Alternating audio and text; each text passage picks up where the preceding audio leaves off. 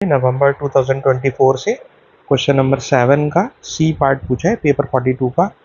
Question जनाब ये है कि जो पहला कैपेसिटर एक्स है इसकी कैपेसिटेंस सी है, इसे वोल्टेज वी के साथ कनेक्ट किया गया और अब इसे वोल्टेज वी के साथ कनेक्ट किया गया तो इस कैपेसिटर में चार्ज फुल हो गया सी वी। तो लिखा हुआ है कि कैपेसिटर एक्स फुली चार्ज है और इसमें चार्ज भरा हुआ है क्यू। इस चार्ज को फुल भरने के बाद एक दूसरा कैपेसिटर है जिसका नाम वाई है और वो अनचार्ज है और उसकी कैपेसिटी इस एक्स के कंपैरेटिवली ज़्यादा है और ये इस वक्त अनचार्ज यानी खाली है। तो जब आप एक भरे हुए कैपेसिटर को एक खाली कैपेसिटर के साथ कनेक्ट करोगे और सर्किट भी आपने कंप्लीट किया हुआ है तो क्या होगा कि कैपेसिटर एक्स का चार्ज फिल होकर के वाई में आने लगेगा और चार्ज भी जो टोटल चार्ज है वो दोनों में डिवाइड हो जाएगा। तो उस टोटल चार्ज के डिवाइड होने की वजह से, ठीक है जनाब, क्वेश्चन में आपसे कुछ बातें पूछ रहे हैं, उन बातों को हम बारी बारी एक्सप्लेन करेंगे। तो सबसे पहली बात तो बताइए कि कंजर्वेशन ऑफ चार्ज के accordingly total charge remain same और वो टोटल चार्ज दोनों में डिवाइड हो जाएगा।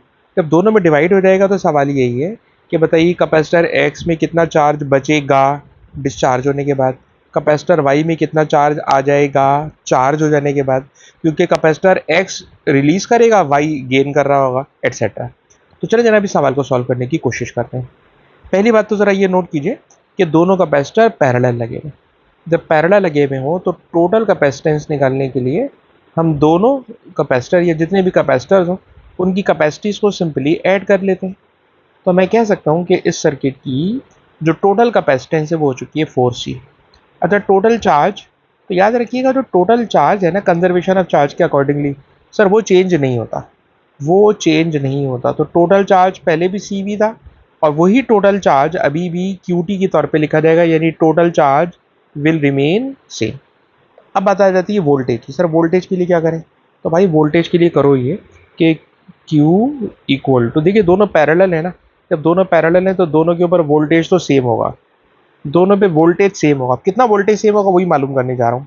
तो देखिएगा total charge, sir total charge Q है जो कि चेंज नहीं हो रहा। टोटल कैपेसिटेंस सर इंक्रीज हो गई है, मतलब 4C हो गई है पूरे सर्किट की।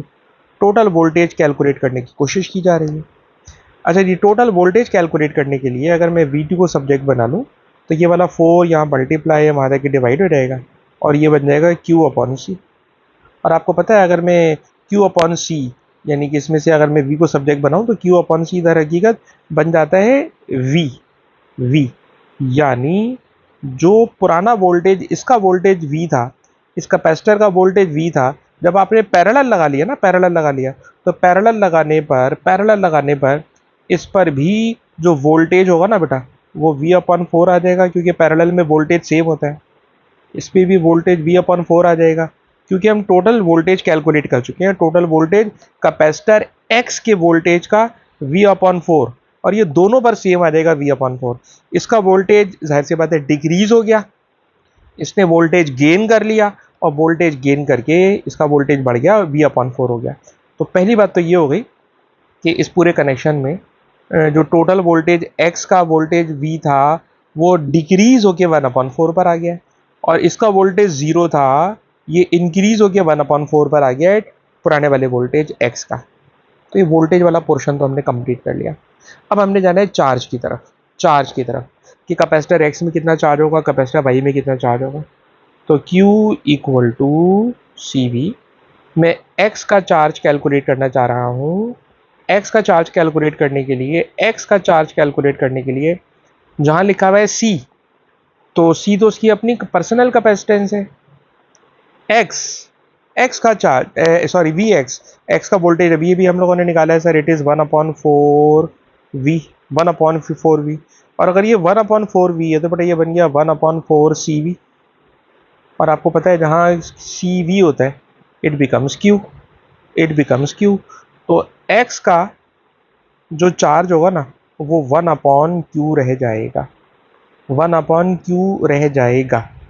ठीक है ना, इसका चार्ज Q था, अब ये Q/4 रह जाएगा। ठीक है, और आपको पता है X का चार्ज प्लस वाई का charge is equal to total charge. ठीक है जनाब, एक्स का चार्ज अभी भी आप निकाल चुके हैं 1/q, वाई का चार्ज निकालने के लिए हम लोग जा रहे हैं, क्यू ऐसे ही है, ये प्लस है बेटा, ये उधर जाकर क्या हो जाएगा, माइनस हो जाएगा, और जब माइनस हो जाएगा तो ये बन जाएगा 3/4 क्यू, वाई का चार्ज हो जाएगा 3/4 क्यू। या इसको भी इस खतरनाक मेथड से कर लें, आपकी मर्जी है कि आप इसके लिए वाई के लिए भी आप Q equal to C B वाला फार्मूला लगाएं। इसकी कैपेसिटेंस 3C है, इसका वोल्टेज अभी अभी चेक करा 1/4 है, 1/4 है, तो ये बन गया 3/4 सी बी क्यू के बराबर होता है। तो ये मैंने दोनों तरीके से करके दिखा दिया। तो वाई का जो चार्ज होगा इट इज़ 3/4 क्यू, और इसका जो चार्ज है वो 1/4 क्यू। काफ़ी अजीब सा ही सवाल है मेरे ख्याल में। और उसके बाद कह रहे हैं टोटल एनर्जी। तो भाई जब कैपेसिटर में एक कैपेसिटर दूसरे कैपेसिटर को एनर्जी देना शुरू कर देता है ना, तो बहुत सारी एनर्जी वायर्स को गर्म करने में ज़ाया हो जाती है। तो खाली उसने स्टेटमेंट पूछी है, कोई एक्सप्लेनेशन नहीं पूछी, 1 मार्क का क्वेश्चन है। तो आपने सिर्फ ये बताना है कि टोटल एनर्जी पहले से सेम रहेगी, कम हो जाएगी, ज़्यादा हो जाएगी, इनिशियल एनर्जी एक्स की जितनी थी वो दोनों में एनर्जी डिवाइड हो गई, तो टोटल एनर्जी पहले से कम हो जाएगी, ज़्यादा हो जाएगी। तो सर थर्मल एनर्जी में कनेक्टिंग वायर एनर्जी ज़ाया कर देते हैं, इसलिए एनर्जी पहले के कंपैरेटिवली कम हो जाएगी। ठीक है जी, तो ये अरीशा ने जो क्वेश्चन पूछा था, ये क्वेश्चन बेटा मैंने कंप्लीट कर लिया।